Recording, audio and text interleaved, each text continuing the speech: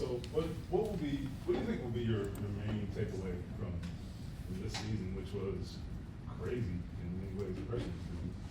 Really just taking away that we got a real scrappy team. Like I know that no matter what the situation is going into next year, that the team is going to fight, claw, and scratch it. No matter if we're up by 10 points or whether we're down by 14, we're going to fight. We're going to fight. We're going to fight until the clock strikes 0 in the fourth quarter. Because until then, that's only when your opportunity ends. And until that, you have a chance to win the game, especially with Shane.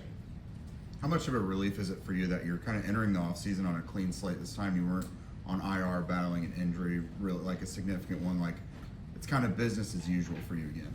Yeah, that's huge. Anytime you can end the offseason and not have to really take time away from getting better at your craft and spend time actually getting your body back into, regular form and feeling good, that's always a plus, because then you have that much more time to really hone in on your craft or whatever you want to specifically get better at, rather than, shoot, I gotta get my body functioning first. How did you kind of navigate through those injuries you had during the season this year? I mean, obviously the thumb was a big one. How much did that kind of interrupt your flow, and how did you deal with those frustrations? Really just extra time, just getting up earlier, just getting into treatment earlier, so maybe you can hit treatment before meetings in the morning. I really do feel like me and the preparation and the body maintenance that I do played a huge role in being able to navigate that this season.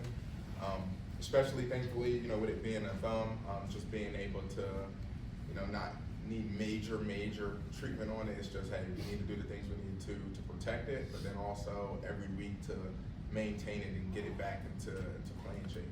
How much different is it, or how much more ease are you coming into this offseason where there's no questions about a contract or any of that? You just sort of lock into being here. Well, like you said, you can lock into being here. So as far as, setting roots, in the community, already being a presence in the community, but really setting roots and being able to establish things. I mean, you guys look at what, Shaq has done in the past. Zaire, currently, Kenny, like guys like that, just guys who've been here for a while, Ryan Kelly, being able to really be a presence and a force in this community. Any place that, I'm at for a significant amount of time, I like to call home. So I like to call Indianapolis my third home. Not knowing how things are going to shake out, but the anticipation, and Shane talked about, of you and AR together. I think you had one play. I mean, isn't it just kind of the optimism of what this team can do with both of you guys and maybe Pitt? Yeah, it's going to be a really awesome sight to see. I'm excited to get more work with AR. Just from watching the tape and in person, what I saw, he's very, very talented, and he's also eager to learn. I'm sure you guys have heard. I mean, he's always walking around with an iPad in his hand, or he's walking right next to coach, and he's trying to learn. He wants to learn. So I think anytime you got someone talented like that, but also with that hunger to learn, guys got to watch out, because those are the ones you got to watch out for. One guy who is looking at free agency is Michael Pittman. Just curious what he's meant to you being here. What's it like to be a running back playing with a receiver? The things he can do. Pitt has been a lot. We came in together. Every single year, he's just proven it. He's proven it every single year.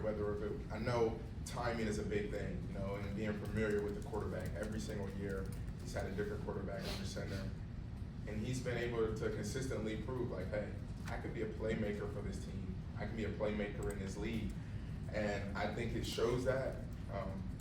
I know everything will work out for Pitt, because the toughness he shows, the type of teammate he is. I don't know why you wouldn't want him in your building. I know I would. JT, what did you sense from the offensive line this year? And kind of like their collective mentality as the guy running behind them? Number one is a group that's relentless, and I think that people saw that again this year, that this group is going to be able to come into any game and really establish a line of scrimmage and take control of it. It starts and stops, in the trenches. That's where this game is won. It's in the trenches. And I think that this group has shown this year that, hey, we are that group that when you see a step on the field, just know the line of scrimmage is already won. It's already won, not only from our physical talents, but the way that we prepare in the way that we mentally prepare to know what you're going to throw at us and we have answers for it. JT, what was it like to maybe just get a glimpse of guys as athletic as they are? Like, I would imagine throughout your life, you've been probably the most athletic guy on your team, and you see another guy who's like an alien. You see someone like that and you're like, okay, you know, he's not a traditional quarterback, and he's able to make not just plays with his legs. I just keep thinking about the Los Angeles, with Donald coming down the pipe, and he stood tall in the pocket to deliver that ball. I mean, and it was insane to see the accuracy that the ball was thrown with, velocity, I was like, okay, that's special. That's special because there's not too many veteran quarterbacks, that would see a guy like that coming straight down the pipe in the A-gap and stand tall in the pocket and deliver a ball like that. But then also how he is as a person. I mean, I said he's eager to learn. Number 4 overall pick. I mean, you're on top of the world, but he came in with a humbleness and knowing, like, hey, there's a lot I don't know, but I'll tell you what, I'm gonna give you everything I got to make sure that I learn it and I do it at a high level.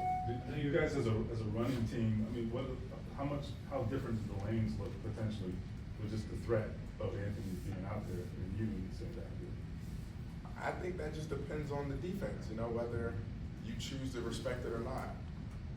I can't say I hope you do respect it, because if you do, I mean, it's a bad deal either way. So I guess it's going to be all on the defense. I mean, whatever you choose to respect, you got to pick your poison. I know you've been a big fan of Shane as a play caller, so what excites you about what he can do with Anthony's skill set? I think it's really just being able to maximize it. I think that's what he did this season as well, is, what personnel do we have in the field? Who's in our locker room? How can I maximize it? Just forget, let me just call some plays that I really like. It's, okay, who do we have and how can I maximize the talent of the guys that I have available?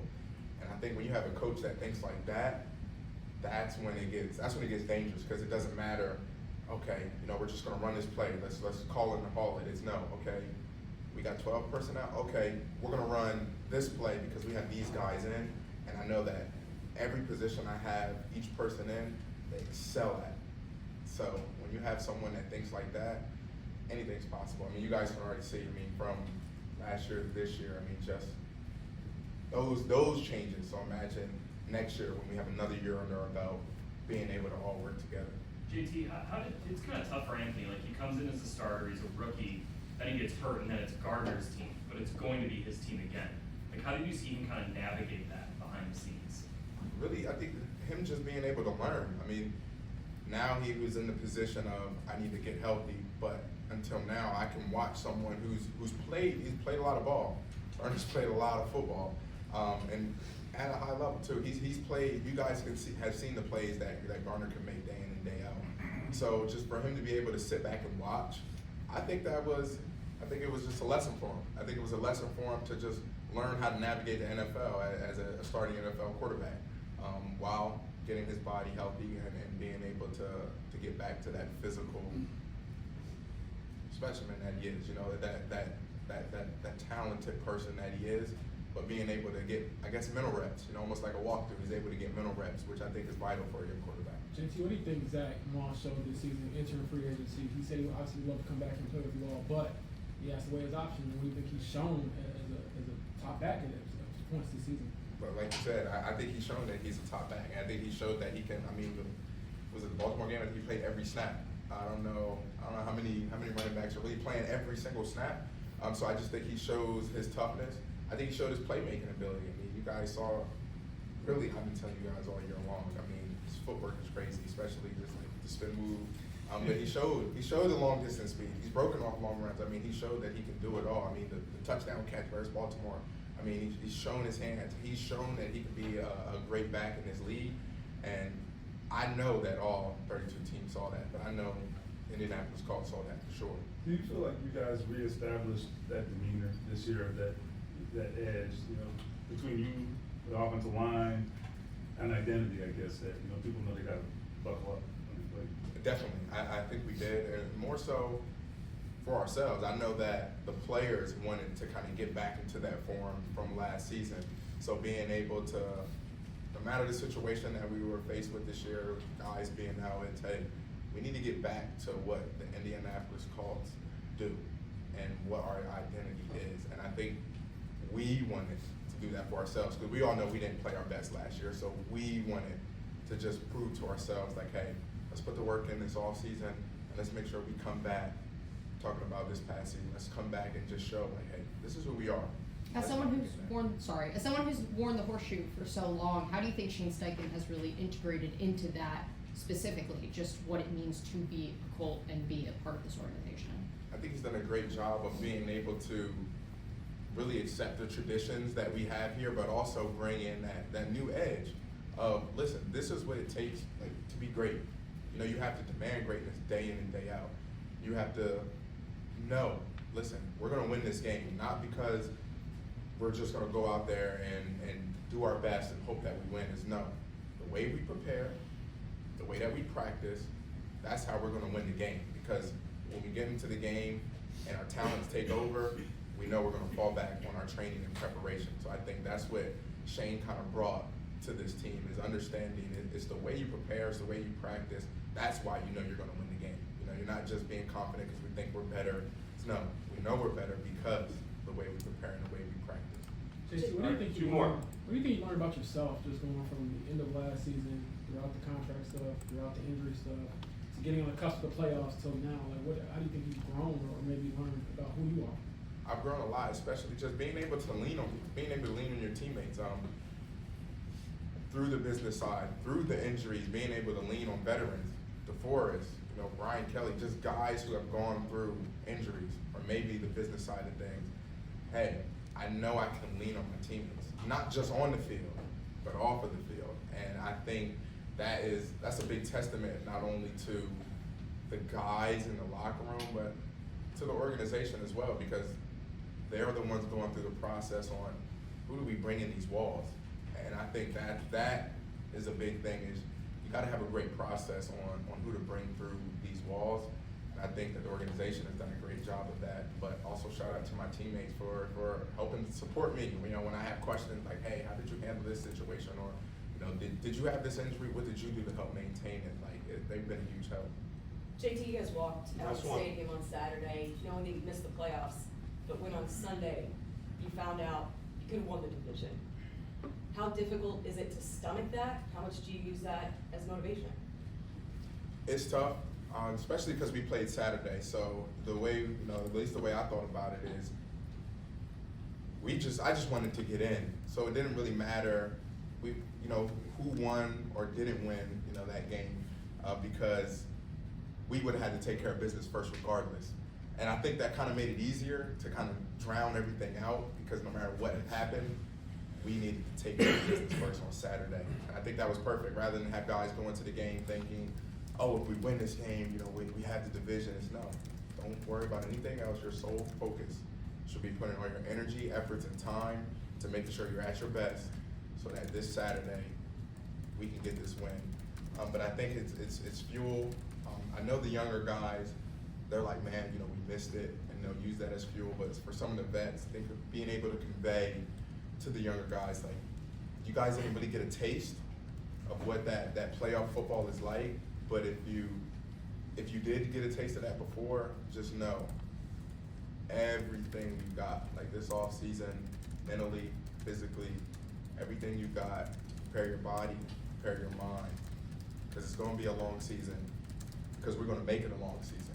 You know, you got to get that through your head right now.